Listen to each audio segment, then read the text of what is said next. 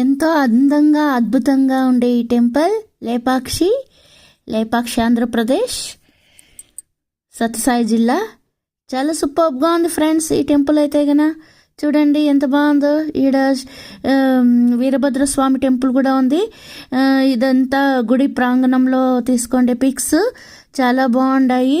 Already నేను ఒక వీడియోలో పెట్టినాను, ఇది ఇచ్చినాను సెకండ్ వీడియో.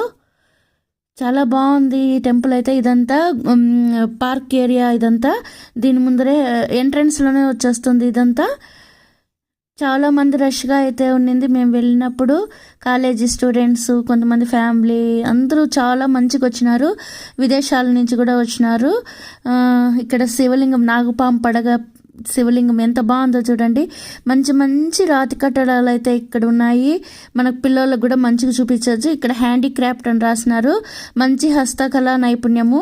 మేము బొమ్మలు కూడా తీసుకున్నాము, అవి కూడా మీకు లాస్ట్లో వస్తాయి, చూపెడతాను. లింగం చూడండి ఎంత ప్రత్యేక అలంకారంగా ఉందో.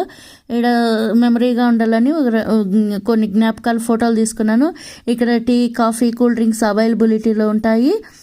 చాలా బాగుంది ఫ్రెండ్స్. అసలు మనకు చూడాల్సిన ప్లేస్ ఇదంతా. మంచి సోషల్కి సంబంధించింది. ఇవి ఎంత పిల్లలకి మనము చెప్తే గన వాళ్ళకి మంచిగా అర్థమవుతుంది. మనకు చెప్పడం కన్నా వాళ్ళని ఆ ప్లేస్కి తీసుకెళ్ళి చూపెడితే గన ఇలా రాతి కట్టడాలు, ఇంత మంచి హస్తకళా నైపుణ్యం ఉంది అని చెప్తే గన వాళ్ళకు కూడా అర్థమవుతుంది. చూడండి ఎంత బాగుందో అసలు టెంపుల్ అయితే. కానీ ఇంకా చూద్దాం అనిపిస్తుంది. మేము ఒకరోజు వెళ్ళినాము, కానీ ఇంకొకసారి వెళ్దాం అనిపిస్తుంది. ఇది వచ్చిందని హ్యాంగింగ్ పిల్లర్. 70 పిల్లర్స్లో ఒక పిల్లర్ మాత్రం అలా గాలిలో వేలాడుతూ ఉంటుంది. అందుకే అందరూ అక్కడ ఎగ్జైట్మెంట్ అయిపోయి మళ్ళీ చూస్తూనే ఉండారు. కొంతమంది ఆ గ్యాప్లో టవల్ బరిసేది అట్లంతా టెస్టింగ్ కూడా చేసినారు, మేము కూడా చూసినాము.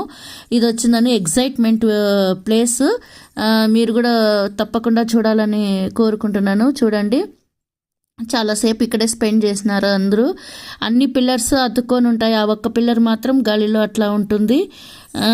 ఇక్కడ వచ్చిందను నంది చాలా, నందికిను జటాయు పక్షికి డిస్టెన్స్ ఉంది, కానీ మనకు బాగా దగ్గరకు కనపడతాయి అవి. ఇక్కడ మేము చెప్పినాం కదా హ్యాండీక్రాఫ్ట్, అక్కడ వచ్చిందను బొమ్మలు గుర్తుగా ఉండాలని.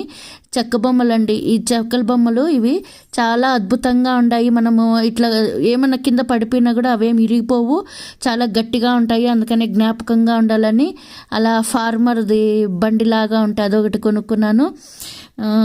ఒక మెమరీగా ఉంటుంది పక్షికి వచ్చిన దానికి అని చెప్పేసిందను. పక్షిని చూసినారా ఫ్రెండ్స్ ఎంత బాగుందో. అసలు రాతి పైన ఎంత బాగా కూర్చోబెట్టినారో పక్షిని అయితే కన్నా. మంచి శిలా నైపుణ్యం అయితే ఇక్కడ అయితే ఉంది.